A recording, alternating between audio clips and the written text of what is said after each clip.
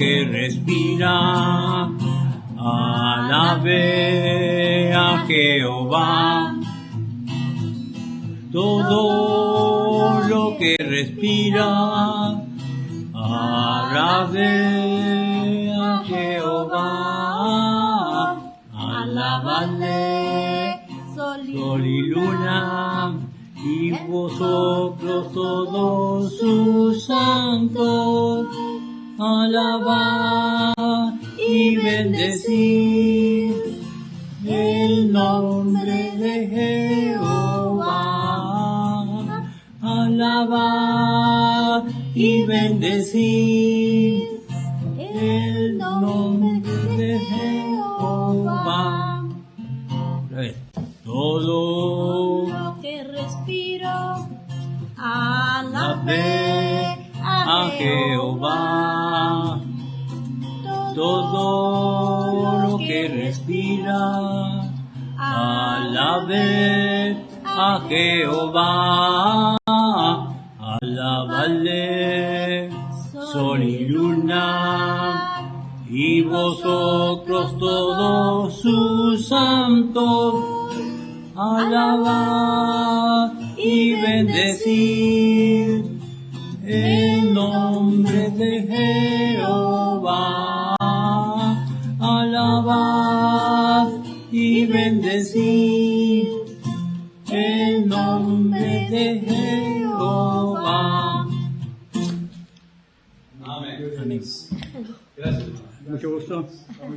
Muy bien. Bueno, vamos a abrir las Biblias en Isaías capítulo 40. Y luego, entonces, con las Biblias en alto, vamos a hacer la proclama. Ahora sí, Biblias en alto. Esta es mi Biblia, la bendita palabra de Dios.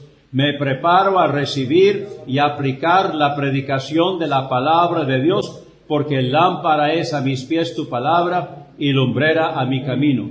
En mi corazón he guardado tus dichos para no pecar contra ti.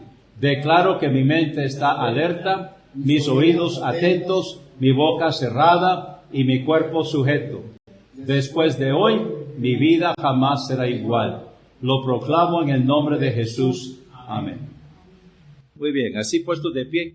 Isaías 40, vamos a leer aquí los versículos del 1 al 5. Consolaos, consolaos, pueblo mío, dice vuestro Dios. Hablad al corazón de Jerusalén, decidle a voces que su tiempo es ya cumplido, que su pecado es perdonado, que doble ha recibido de la mano de Jehová por todos sus pecados. Y donde quiero que meditemos hoy es comenzando con el versículo 3. Voz que clama en el desierto, preparad camino a Jehová. Enderezad calzada en la soledad a nuestro Dios. Todo valle sea alzado y bájese todo monte collado, y lo torcido se enderece y lo áspero se allane, y se manifestará la gloria de Jehová, y toda carne juntamente la verá, porque la boca de Jehová ha hablado. Que Dios bendiga su palabra, pueden tomar asiento. Aquí está el profeta Isaías profetizando a alguien que se llama voz que clama en el desierto. Entonces le está diciendo a la voz que clama en el desierto, preparad camino a Jehová. Enderezad calzada en la soledad de nuestro Dios. Entonces aquí hay dos imperativos que le está diciendo a la voz que clama en el desierto. Primero, preparad camino a Jehová. Quiere decir que esta persona entonces va a prepararle el camino a Jehová. Entonces le está diciendo aquí a la voz que clama en el desierto, preparad camino a Jehová. Ahora viene Jehová, y entonces la voz que clama en el desierto va a prepararle el camino. Y le dice además, enderezad calzada en la soledad de nuestro Dios. O sea, va a prepararle una supercarretera a Jehová para que cuando Él llegue, entonces pueda entrar corriendo y en poco tiempo pueda hacer su trabajo. Vamos ahora al Nuevo Testamento, vamos a Mateo capítulo 3. Mateo capítulo 3. En aquellos días vino Juan el Bautista predicando en el desierto de Judea y diciendo, arrepentíos porque el reino de los cielos se ha acercado. Y entonces él se declara a sí mismo, versículo 3, porque este es aquel de quien fue dicho por el profeta Isaías que dijo, voz de uno que clama en el desierto, preparad el camino del Señor, enderezad sus sendas. Entonces Juan el Bautista se está identificando como la voz que clama en el desierto. Y él lo que va a hacer es preparar el camino de Jesús, preparar el camino de Jesucristo, el ungido. Ahí sigue la descripción de Juan y sigue su predicación. Vamos ahora a pasar al versículo 13. Estamos en Mateo 3, 13. Entonces Jesús vino de Galilea al Jordán a Juan para ser bautizado por él. Mas Juan se le oponía diciendo, yo necesito ser bautizado por ti, y tú vienes a mí. Vemos aquí donde Jesús y Juan eran primos. Evidentemente se conocían. Pero Juan no tenía la identificación positiva de que Jesús era el Hijo de Dios. Algo decía, algo sospechaba, por lo que le dice aquí, yo necesito ser bautizado por ti, y tú vienes a mí. Pero la única persona que tenía la autoridad para bautizar en ese momento era Juan el Bautista. Nadie más tenía autoridad para bautizar, solo Juan. Y por eso Jesús le contesta en el versículo 15, deja ahora que sea así, porque así nos conviene cumplir toda justicia. O sea, este es el plan de Dios, esto es lo programado por el Señor, así que vamos a seguir adelante con lo que ya está dispuesto, con lo que está programado. Dice que entonces lo dejó, o sea, lo bautizó. Y Jesús, después que fue bautizado, subió enseguida del agua, y he aquí los cielos le fueron abiertos, y vio al Espíritu de Dios que descendía como paloma y venía sobre él. ¿Quién vio? Sí, vamos a ver ahora en el Evangelio de Juan, vamos a ver que fue Juan. Y esto le sirvió a Juan para poder identificar positivamente a Jesús como el Cristo. Y he aquí una voz de los cielos que decía, este es mi Hijo amado, en quien tengo complacencia. Entonces aquí, en el bautismo de Jesús está la Trinidad. Está la voz del Padre, está el Hijo, Jesús, bautizándose, y el Espíritu Santo descendiendo sobre él en forma de paloma. Ahora, el Espíritu Santo descendiendo sobre él en forma de paloma, también lo está identificando como el Hijo de Dios. Vamos ahora a Juan, al Evangelio de Juan. Vamos a ver hoy, en el sermón, el comienzo de la iglesia. ¿Cuándo comenzó la iglesia? Los que salieron de la iglesia católica, o sea, los protestantes, afirman que la iglesia comenzó en el día de Pentecostés. Eso lo enseña la iglesia católica. Y ellos que salieron de la iglesia católica, entonces siguieron con esa misma línea, de que la iglesia comenzó en el día de Pentecostés. Si la iglesia comenzó en el día de Pentecostés, entonces Jesús vino y se fue sin hacer lo que vino a hacer. Y no sería la iglesia de Jesucristo, sino la iglesia del Espíritu Santo. Pero vamos a ver hoy de que Jesús fue quien organizó su iglesia. El comienzo de la iglesia es con Jesús. O sea, voy a definirlo de esta manera. Jesús tomó material humano preparado por Juan el Bautista, y con ese material humano preparado por Juan el Bautista, estableció su iglesia. En Juan capítulo 1, Juan está dando testimonio de Jesús, comenzando. En el principio era el Verbo, y el Verbo era con Dios, y el Verbo era Dios. Este era en el principio con Dios. Todas las cosas por él fueron hechas, y sin él nada de lo que ha sido hecho fue hecho. Aquí está hablando del Jesús preencarnado. Está hablando del Verbo, que es la segunda persona de la Trinidad, quien fue el ejecutor de la obra de la creación. En él estaba la vida, y la vida era la luz de los hombres. Y la luz en las tinieblas resplandece, más las tinieblas no la comprendieron. Hasta aquí Juan está escribiendo acerca de Jesucristo. Pero ahora comienza entonces Juan a escribir acerca de un hombre llamado Juan. Ahora recuerden, hermanos, que cuando Juan habla de Juan, está hablando de Juan el Bautista.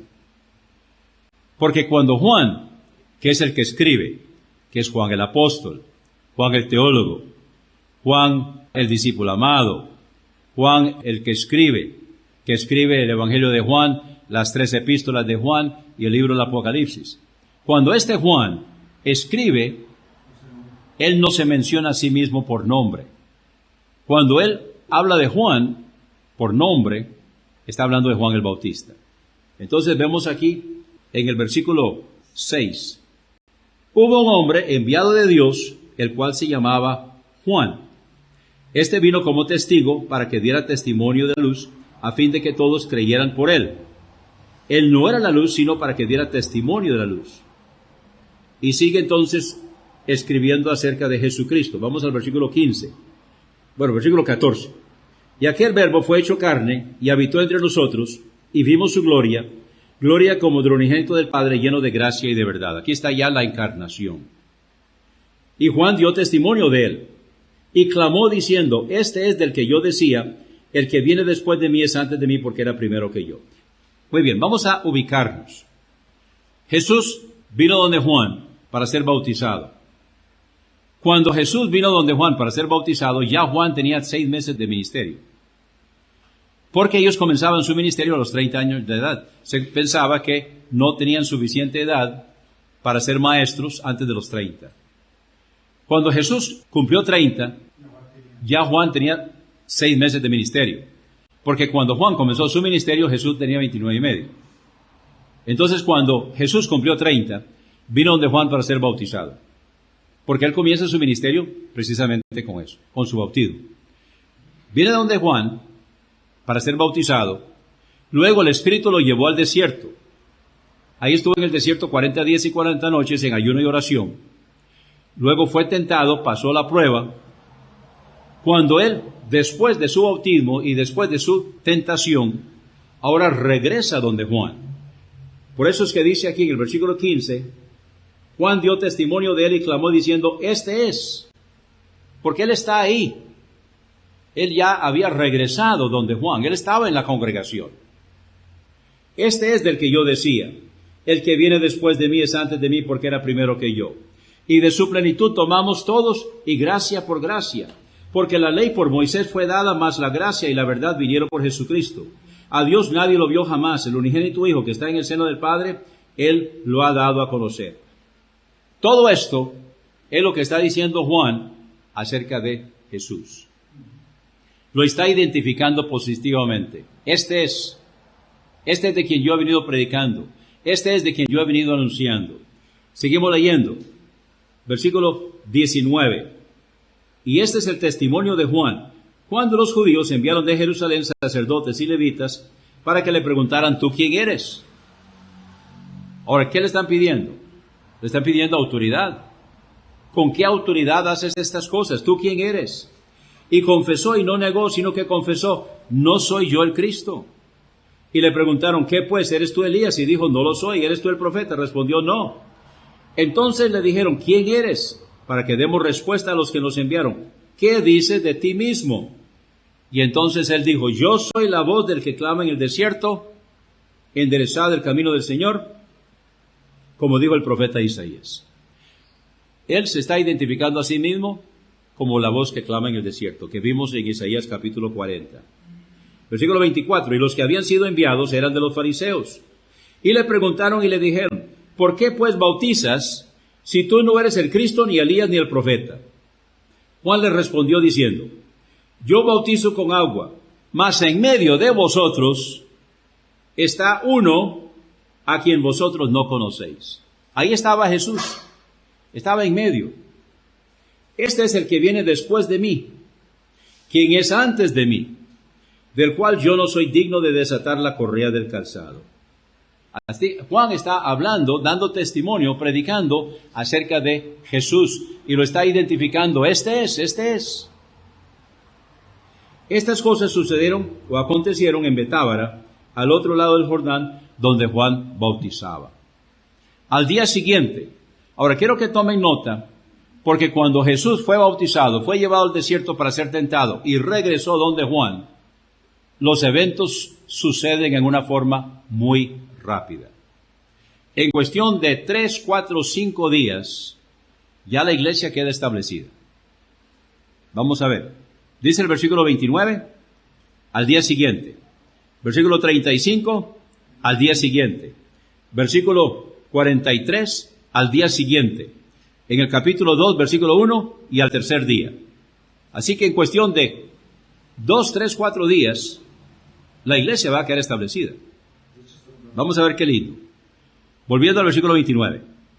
Al día siguiente vio Juan a Jesús que venía a él y dijo, y lo señala, he aquí el Cordero de Dios que quita el pecado del mundo.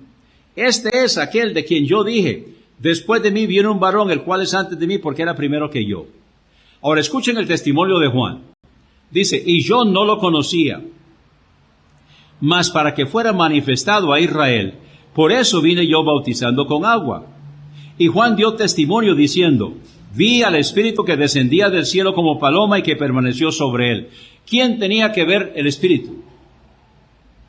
Juan. Juan tenía que ver el Espíritu.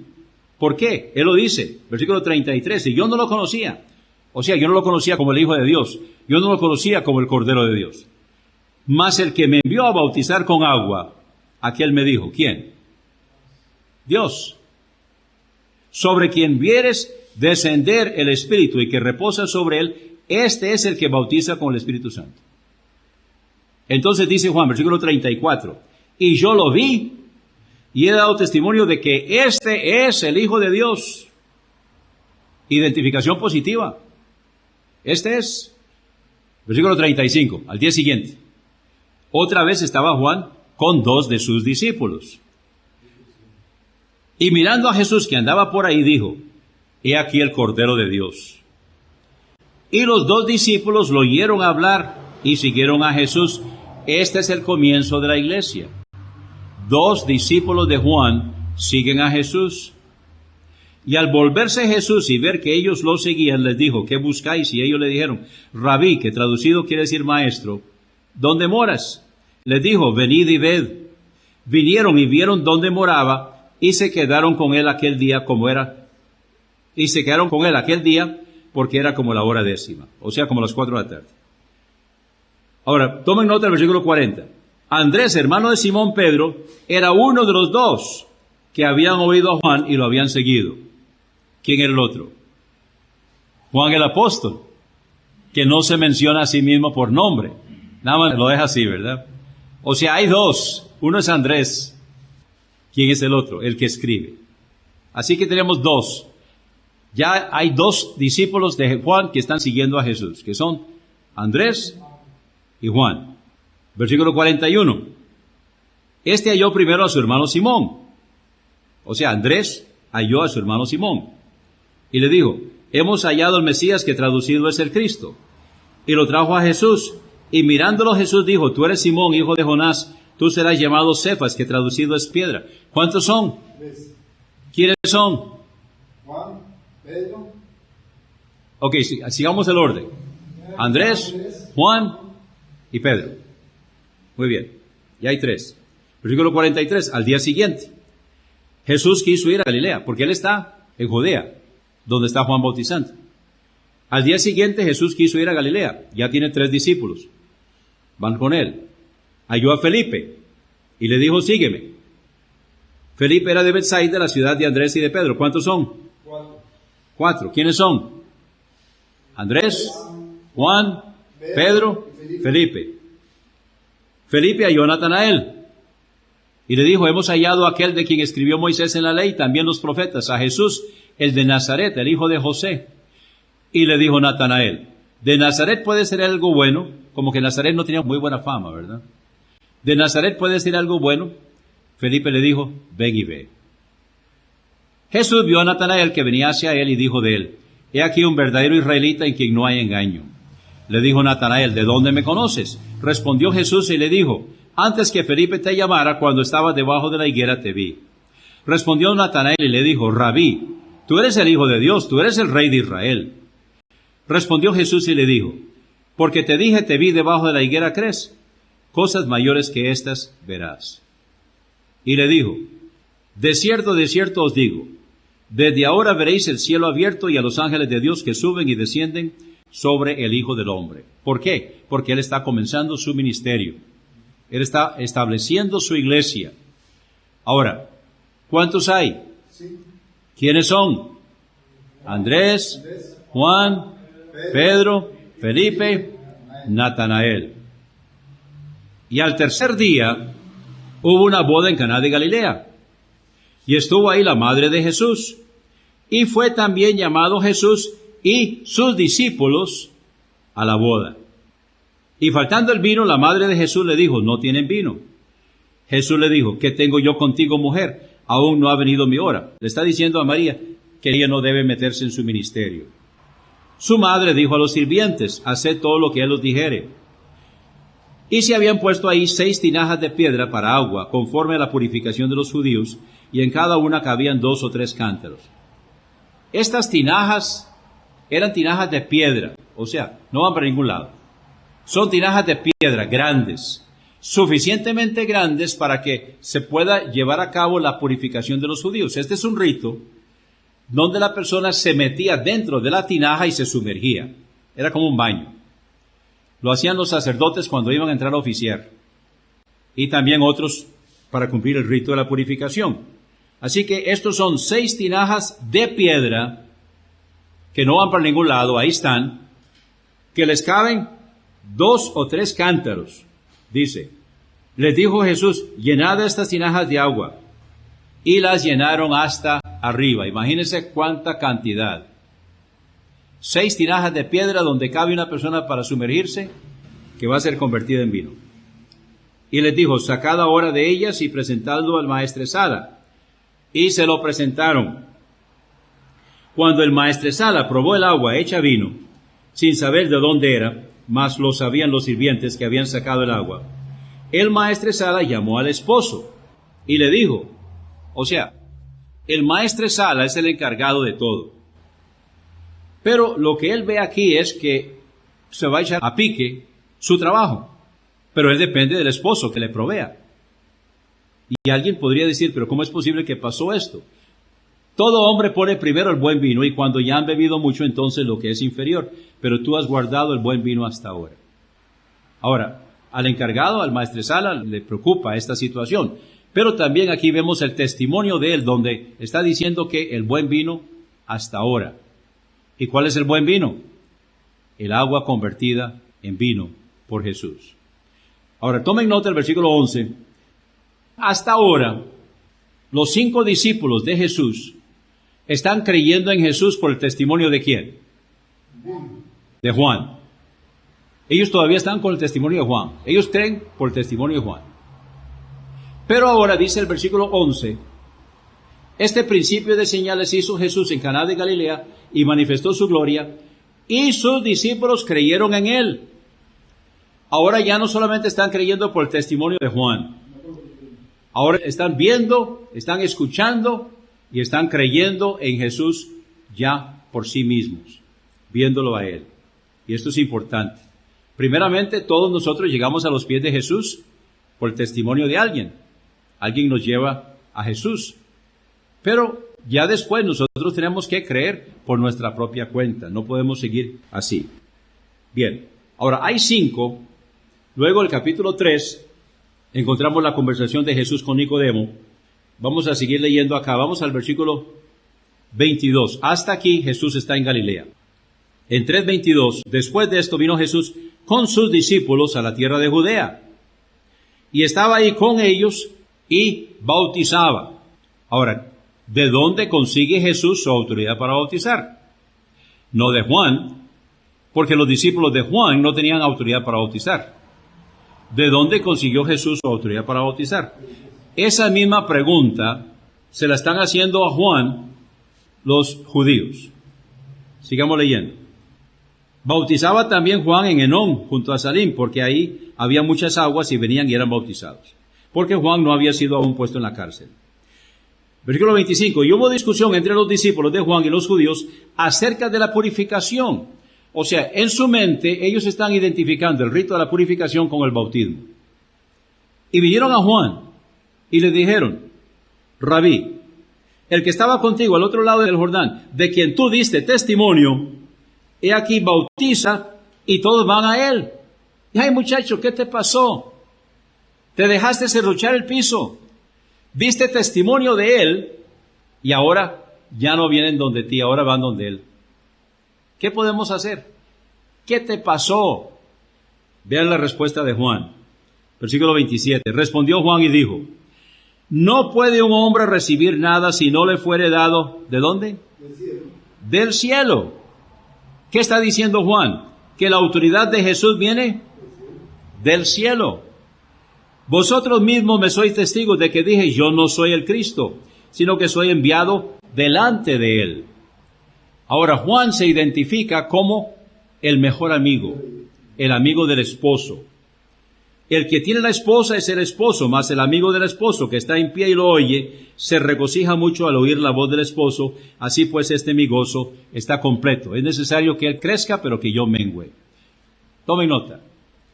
El mejor amigo, ¿quién es? Bueno, nosotros hoy cogemos ahí a uno y lo ponemos de mejor amigo. Pero tradicionalmente el mejor amigo es el que conoce al muchacho, conoce a la muchacha, los presenta y ellos se casan. Ese es el mejor amigo. ¿Se dan cuenta? Juan está identificándose como el mejor amigo. Él está diciendo, yo estoy presentando al muchacho con la muchacha. Yo estoy presentando al novio con la novia. Yo estoy presentando a Jesús, el novio, con la iglesia, la novia. Ahora ya yo cumplí mi trabajo. ¿Qué pasa en la boda? En la boda, el mejor amigo desfila, él está con ellos ahí, luego está en la recepción. Cuando ellos se van a la luna de miel, él va con ellos. No, ya él cumplió su trabajo. Alguien dijo, 2 es compañía, 3 es un montón. ¿Verdad? Entonces, no, ya él cumplió su trabajo. Ahora Juan ya cumplió su trabajo. Ya él presentó al muchacho y la muchacha. Ya él presentó a Cristo con la iglesia. Ya él cumplió su trabajo. Entonces dice el versículo 30, es necesario que él crezca, pero que yo mengüe. Ya yo cumplí mi trabajo. Ahora ya casi voy terminando. Quiero que noten que en el 3:22 dice que Jesús bautizaba. Pero vemos en el capítulo 4 donde dice, cuando pues el Señor supo que los fariseos habían oído que Jesús hacía y bautizaba más discípulos que Juan, aunque Jesús mismo no bautizaba sino sus discípulos, salió de Judea y se fue otra vez a Galilea. Tomen nota del versículo 2. Aunque Jesús mismo no bautizaba sino sus discípulos. ¿En qué quedamos? Dice el 3:22 que Jesús bautizaba.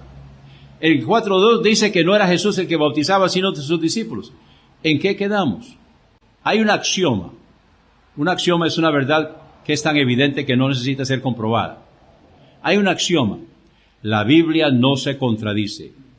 Si hay una aparente contradicción, entonces investiguemos más a fondo. A ver qué es el asunto. Veamos esto. Si en el 3:22 dice que Jesús bautizaba, y en el 4:2 dice que no era Jesús el que bautizaba, sino que eran los discípulos, ¿qué nos está diciendo? Lo que está diciendo es que cuando los discípulos de Jesús, la iglesia, está bautizando por autoridad de Jesús, en el nombre de Jesús, es exactamente igual que si Jesús mismo lo hiciera. Porque tiene autoridad. Está bautizando en el nombre del Padre y del Hijo y del Espíritu Santo. Ahora, hay muchos que dicen hoy que bautizan en el nombre del Padre, el Hijo y el Espíritu Santo, pero no tienen autoridad. Porque la autoridad viene de Dios a través de Jesucristo, que la delegó en su iglesia. Ahora, inmediatamente antes de irse, no vamos a ir allá ahora, nada más pueden verlo después, en Lucas capítulo 22, donde él instituyó la cena del Señor y hizo pacto. La señal del pacto que Jesús hizo con su iglesia es la copa de la cena del Señor. Así como los pactos en el Antiguo Testamento tienen su señal, primeramente está el pacto con Noé, el arco iris, el pacto con Abraham, la circuncisión, el pacto con Moisés, el día sábado. Ahora el nuevo pacto, la señal del nuevo pacto es la copa de la cena del Señor. ¿Por qué? Porque representa la sangre de Jesús. Y él hizo pacto con su iglesia inmediatamente antes de ser tomado y de pagar el precio, la muerte, sepultura y resurrección de nuestro Señor Jesucristo. Luego, en el día de Pentecostés, ¿qué sucedió? En el día de Pentecostés, la iglesia recibió poder. Antes de eso, Jesús estaba con ellos. Ahora, Jesús les dijo, yo me voy. Y a ustedes les conviene que yo me vaya. Porque yo voy a pedirle al Padre que envíe el Espíritu Santo. Y el Espíritu Santo va a estar con ustedes para siempre. Jesús estuvo temporalmente. Pero el Espíritu Santo está permanentemente. Entonces Jesús les dijo, a ustedes les conviene que yo me vaya. Durante el ministerio personal de Jesús, ¿dónde estaba la iglesia? Con Jesús. ¿Dónde estaba Jesús? Con la iglesia. Ahora Jesús se va. La presencia de Dios en el mundo estaba limitado a Jesucristo. No es que Dios dejó de ser omnipotente y omnipresente. No, pero estaba limitado a la persona de Jesucristo. Ahora, Él se va. Pero Jesús dijo, no los voy a dejar huérfanos. Más bien a ustedes les conviene. Porque yo me voy, pero viene el Espíritu Santo y va a estar con ustedes para siempre. Y donde ustedes están, ahí está el Espíritu Santo. Pero en el día de Pentecostés entonces vino poder para evangelizar. Jesús dijo en Hechos 1:8, me seréis testigos. ¿Cuándo? Cuando viniera el Espíritu Santo. Me seréis testigos. Es poder para testificar. Hay dos palabras en el griego que se traducen poder. Una está en Mateo 28:18, donde Él dijo, todo poder me es dado en el cielo y en la tierra. Esa es la palabra griega exousia, que significa autoridad.